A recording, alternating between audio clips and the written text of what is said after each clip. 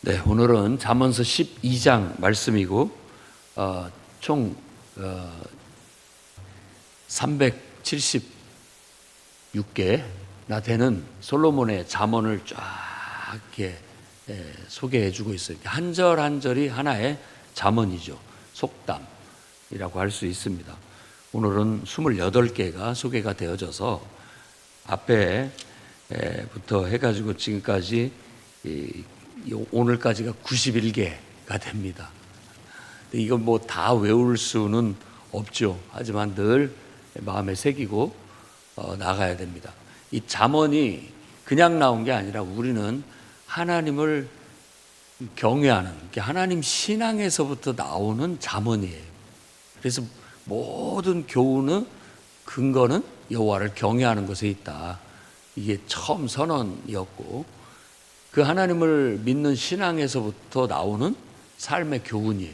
그러니까 그것은 하나님 기뻐하시는 바고 하나님이 원하시는 그런 것들을 어떻게 보면 이렇게 찾아낸, 울겨낸 것들이라고 할 수 있습니다. 그러니까 오늘날도 우리가 어떤 교훈을 줄 때도 늘 하나님을 믿는 신앙 안에서 교훈을 줘야지, 마치 하나님이고 뭐 신앙을 떠나서 우리 인간이 이런 거야 라고만 말한다면 그건 진정한 잠언이 아니죠.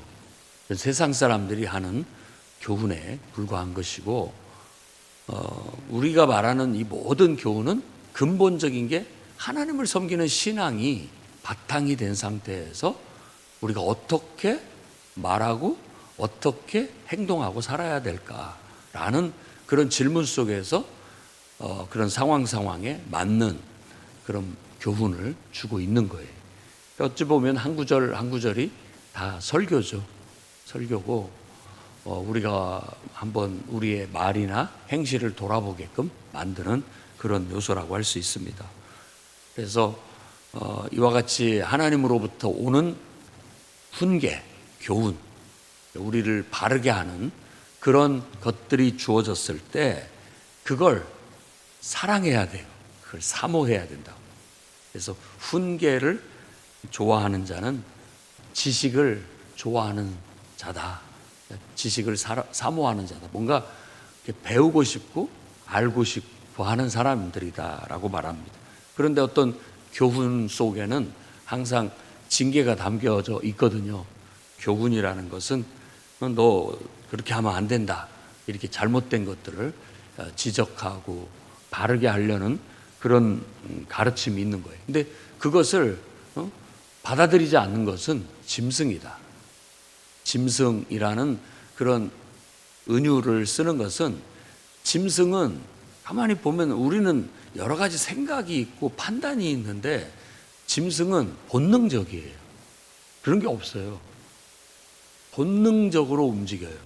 그러니까 사람도 본능적으로 움직이면 뭐 사람이 짐승이니까 사람도 본능을 충실하게 추구하고 사는 것도 나쁘지는 않지만, 인간은 그 마음속에 하나님께서 영혼을 두셔서 하나님의 뜻을 따라 하나님의 뜻대로 살아가는 그런 존재여서 우리의 본능을 바로 하나님의 뜻에 따라서 제어할 줄 안다, 이런 뜻이에요. 그래서 짐승이라고 한다면 스스로를 제어하지 못하는 그런 특성을 말하는 거고, 좀 배운 사람이다라고 하는 것은 자기의 본성을 제어할 줄 안다, 이런 말입니다. 그래서 우리가 하나님을 믿는다라는 것도, 신앙도 바로 그래요. 신앙을 가졌다, 하나님을 나는 믿는다라는 말은 내 마음대로 살지 않고 하나님의 제어를 받고 산다, 이런 말이에요. 제어가 기분 나쁜 용어라면 하나님의 다스림을 받는다. 다스림 받는다도 기분 나쁘면 하나님과 상의해 가면서 하나님 뜻대로 산다, 나는 그런 사람이다. 그런 정체성을 가지도록, 그런 가치관을 가지고 인생을 살아가도록 가르쳐요. 그것이 성경에서 말하는 의인의 상이에요. 의인의 상. 그러니까 올바른 사람, 모델, 인간이라면 어떤 인간이 가장 온전한가라고 했을 때 그 마음속에 하나님을 사랑하고 하나님을 경외하면서 하나님과 상의해서 하나님 뜻대로 살 줄 아는 사람, 그런 사람을 만들고자 하는 거예요. 그런 사람이 되어야 온전한 사람이다. 원래 하나님이 창조한 그 원래의 인간, 온전한 인간은 그런 모습이다 라고 가르치고 있는 거예요. 그런데 자꾸만 그 마음에 하나님 두기를 꺼려하고 하나님께 지배되고 하나님의 제어를 받는 것을 거부하는 거예요. 그러니까 순리대로 가지 못하고 자꾸 하나님을 거역하게 되고 거슬리게 됨으로써 인간의 온갖 병고가 다 거기에서부터 나온다라고 성경이 판정을 하고 있는 겁니다. 판정, 곧 심판을 그렇게 하고 있는 거죠. 그래서 우리는 하나님 없이 사는 인생이 이게 죄악이구나 라는 걸 깨닫고 얼른 하나님, 나의 인생의 구원자가 되어 주십시오. 내 마음대로 살아봤자 내 인생은 그저 구보돌 뿐이요, 내 인생은 그냥 악으로 치달을 뿐입니다.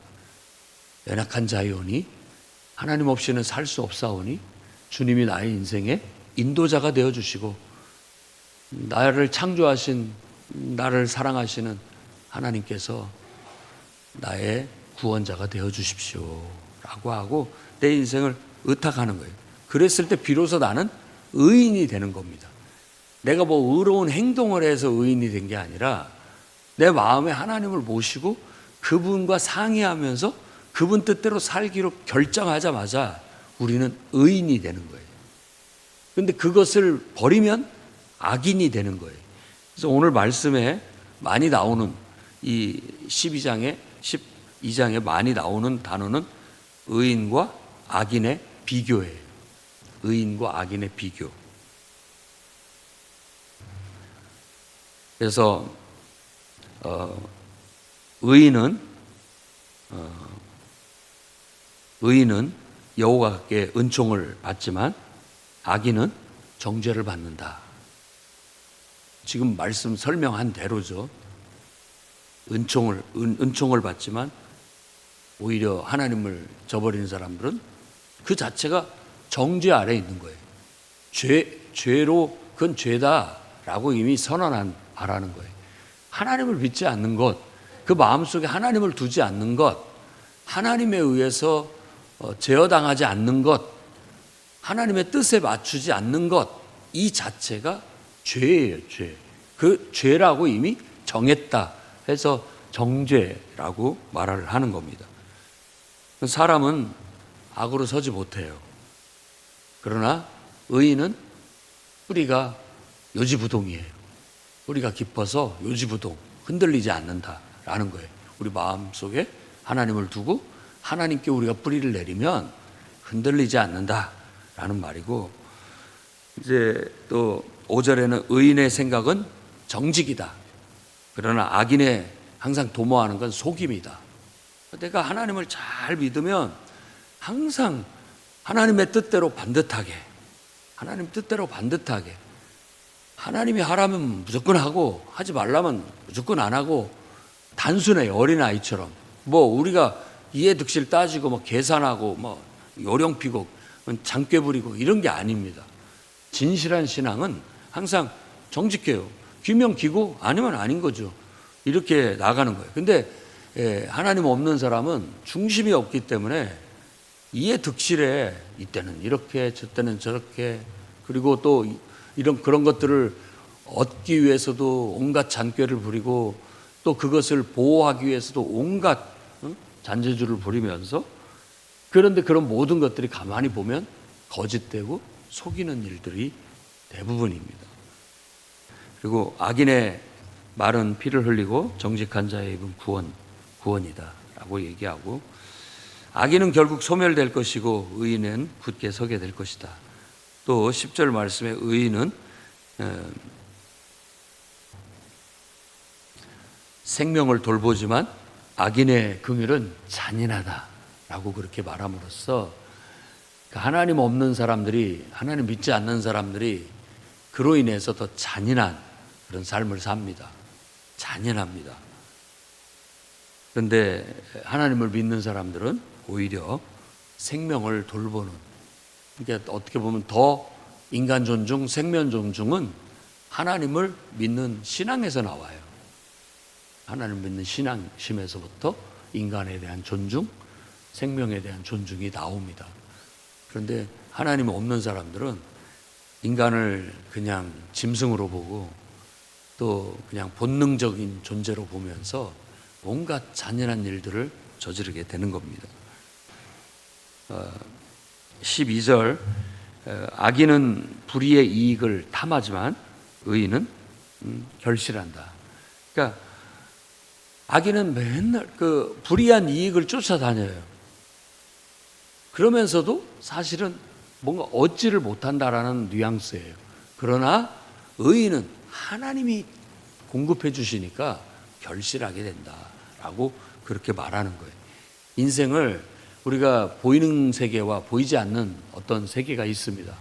그래서 이렇게 보이는 데에서 일어나는 일들을 우리는 보고 그걸 판단하고 살지만 사실 우리가 모르는 영역이 더 많아요. 그러니까 왜 그렇게 됐는지 몰라요. 그렇지만 잘 됐어. 이게 의인의 하나님이 돌보심과 공급하심이라고 말씀하고 있는 거예요. 근데 악인들은 그 자기 실리를 쫓아서 불의의 이익을 쫓아서 막 쫓아다니는 듯한데 다 얻지를 못해요. 그러니까 아무리 눈에 보이는 대로 보이는 게 다가 아닌 거예요. 보이지 않는 영역이 있어요. 그것은 하나님이 하시는 영역입니다. 하나님이 역사하시는 것입니다.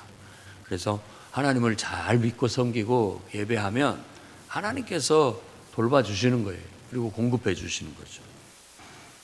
이렇게 의인과 악인에 대한 얘기로 구분을 해서 의인, 악인 비교해서 얘기를 하는데 21절을 마지막으로 또 21절과 그 밑에도 또 나오는데 의인은 재앙이 없지만 악인은 앙화가 항상 가득해요. 막 골마 터지는 것처럼 막 화끈거리고 막 아프고 고통스러운 앙화, 막 재앙이 항상 가득하고 그를 따르게 될 것이다 라는 것을 얘기하고 있고 26절에는 의인은 이웃의 인도자가 되지만 악인의 소행은 자신을 미혹한다 라고 해서 결국 하나님을 쫓아가지 못하고 하나님의 뜻을 추구하지 못하는 인생들은 결국은 이렇게 재앙이 가득하고 또 자기 자신마저도 미혹을 당해서 결국 실족하게 되는 그런 결과를 가져오게 된다라고 말하고 있습니다. 그러니 우리가 하나님 잘 믿고 정말 하나님의 뜻대로 사는 의인의 삶으로써 여러분들의 인생이 더 축복된 삶이 될 수 있기를 바랍니다. 그리고 오늘 말씀 이 12장에서 특징적인 거 하나가 또 한 가지가 있다면 말이에요. 말. 6절에 악인의 말은 피를 흘리고 또 정직한 자의 입은 사람을 구원해요.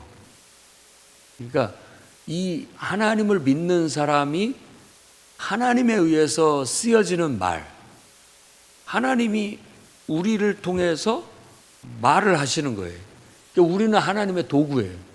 늘 여러분 기도할 때마다 스스로 그렇게 기도해야 됩니다. 나는 하나님의 종입니다. 주님 뜻대로 사용해 주십시오. 내 입도 주님이 사용해 주시고 내 손도 주님이 사용해 주시고 내 발도 주님 뜻대로 사용하게 해 주시옵소서 기도해야 됩니다. 그게 신앙이에요. 그게 의인의 상이에요. 의인. 그럴 때 우리 입을, 이 말을 잘 사용해야 돼요. 이 말로 사람을 죽일 것인가? 이 말로 사람을 살릴 것인가? 하나님의 뜻은 사람을 구원하고 그 사람을 세우는 거예요.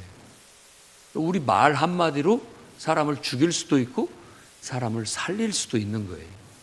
그래서 여러분 우리 말이 하나님의 뜻대로 쓰여진다면 누군가를 구원할 거고 누군가를 이렇게 세울 겁니다. 그렇게 우리가 서야 됩니다. 나가 죽어 라는 말이 아니라 힘내라. 틀리죠. 지금 우리가 이렇게 살 것이 아니다. 힘내라. 이런 거 하고 이렇게 살 바에는 나가 죽어라. 이런 말하고 틀리죠. 물론 다 똑같은 사랑의 마음에서 나가는 말이기는 하지만 정말로 하나님으로부터 주어지는 사랑과 하나님께서 이런 말을 우리에게 주셔서 우리가 이런 말을 해라 라고 했을 때 하는 말은 사람을 살리고 구원으로 이끕니다.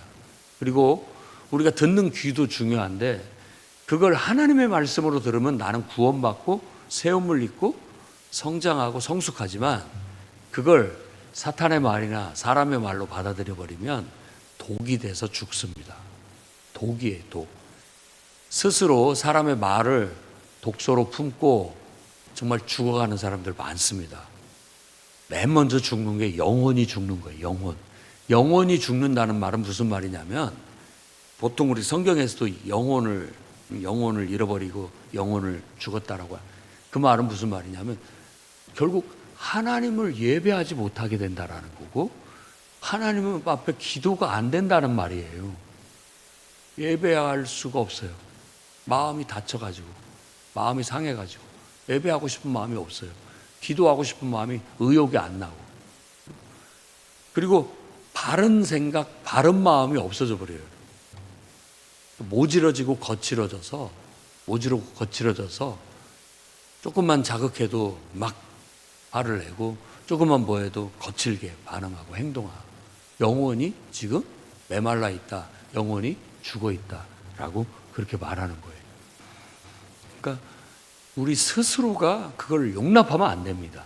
어떤 상황에서도 제 경험상 봤을 때 누가 무슨 말을 하든 어떤 환경과 처지가 왔든 사탄은 늘 우리 영혼을 짓누르고 메마르게 하고 죽이려고 해요. 그래서 예배 드리기를 꺼려하고 예배를 거부하고 기도하기를 꺼려하고 기도에 소극적이게 되고 하나님 말씀을 읽는 것이 기쁘지 않고 이렇게 만들어버립니다. 그런데 우리는 그걸 타개해야 돼요. 깨뜨려야 됩니다. 사탄아 물러가라. 나는 하나님을 사랑하고 나는 하나님만 믿고 하나님만 바라본다. 사탄아 물러가라 하고 오히려 더 어거지로라도 하나님 앞에 나아가 예배하고 기도하고 하나님 말씀으로 나를 다스려야 됩니다. 그러면 우리는 악인의 틀을 다 깨버리고 의인이 되는 거예요. 의인이 되는 거예요. 그런 상태에서 하는 말은 사람을 구원하고 살리게 되는 겁니다. 그런데 모질고 거친 상태에서 내뱉는 말은 사람을 피 흘리게 만들고 상처를 주고 죽이는 수가 있어요. 그러니까 여러분이 지금 은혜를 잃어버리고 내 마음이 막 감정에 치닫고 내 모질고 거친 마음이 됐다면 어두운 마음이 됐다면 그때는 입을 닫아야 됩니다. 재갈을 먹여야 돼요. 그럴 때는 말을 하면 안 됩니다. 왜? 그 말은 사람에게 상처를 주거나 또 죽일 수 있거든요. 영혼을 죽일 수 있거든요. 닫아야 됩니다.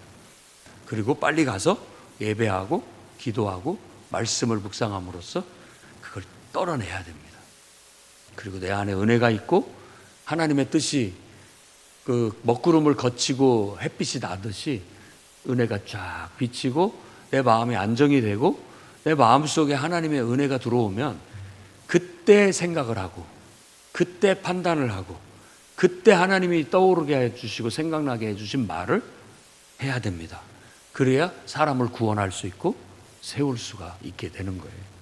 깊이 생각을 해야 됩니다. 6절과 그 다음에 13절에서 23절도 쭉 보면 말에 대한 거예요. 의인의 말 그리고 그 의인이 아닌 상태에서의 악한 상태에서의 말 그건 완전히 대비적이에요. 13절에도 악인의 입술 허물로 그물에 걸리고 만다 라고 그렇게 얘기합니다.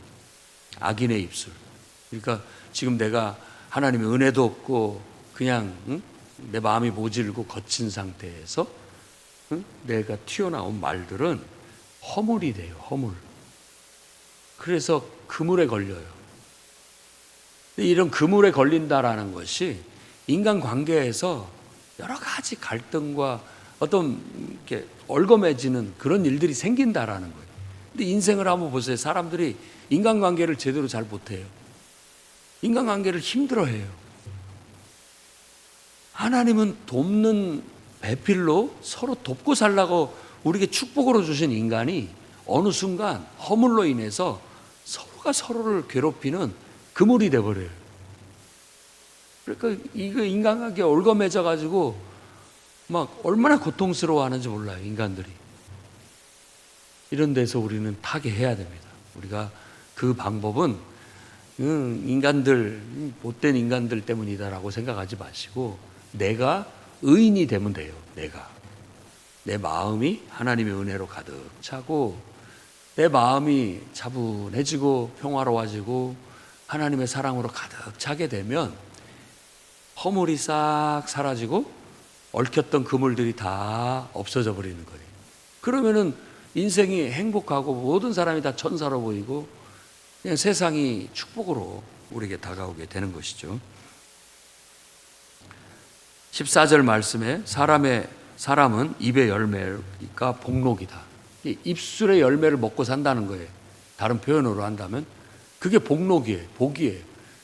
내가 말을 정말 하나님의 뜻대로 말을 잘 쓰면 그것이 기쁨이 되고 내게 복이 되겠지만 이게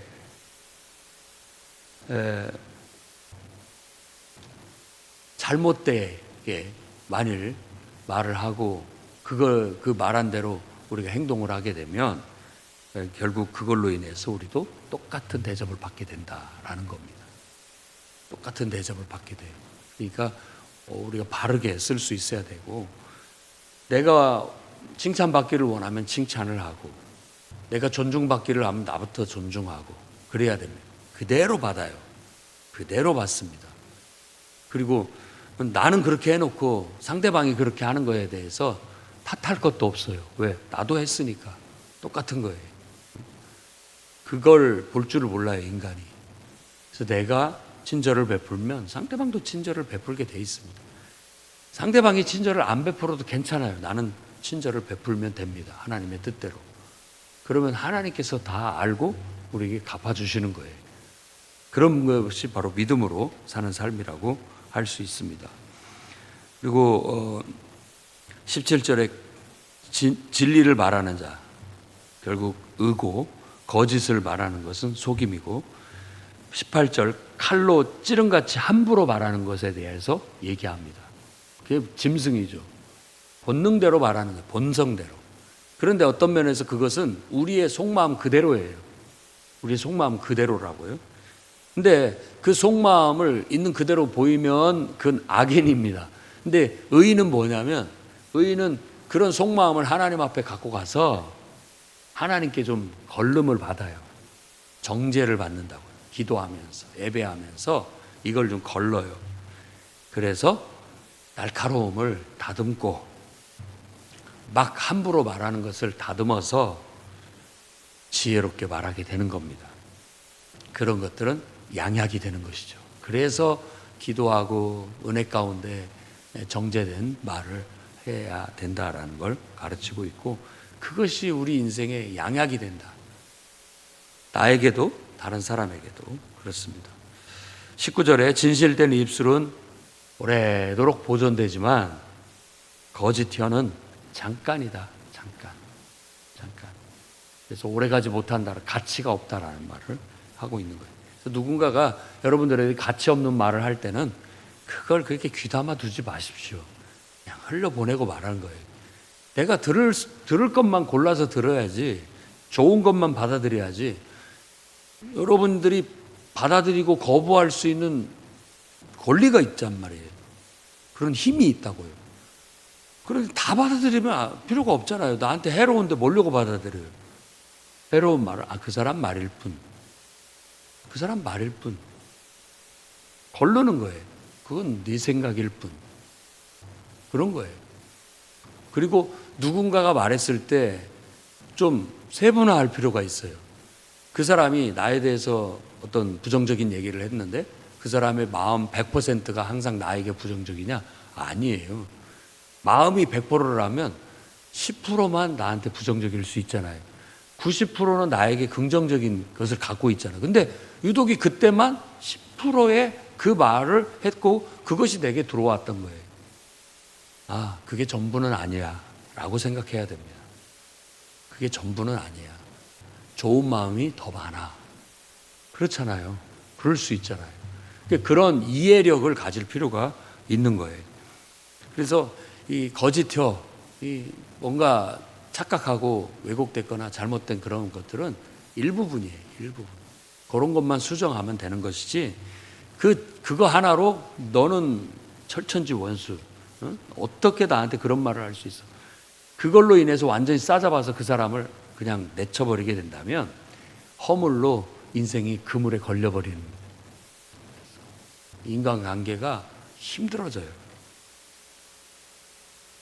이런 식으로 쭉 얘기를 하고 있고, 그 다음에 세 번째 얘기는 의인은 이렇게 말을 정말 하나님 뜻대로 잘해서 사람을 살리고 구원하고 남에게 유익을 주는 양약이 된다라고 말하고 있고, 그 다음에 부지런함이에요. 부지런함.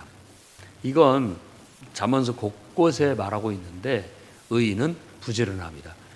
부귀가 뭐냐? 부귀가 어디서 오느냐? 부지런함에서 온다라고 말하고 있어요. 그래서 하나님을 믿는 사람은 그냥 하나님만 믿고 사는 게 아니라 이렇듯 항상 바른 마음, 바른 생각, 바른 말, 바른 행동 하는데 그의 삶의 태도는 항상 정직하고 진실하고 부지런하고 말을 도움이 되게 한다라는 거예요.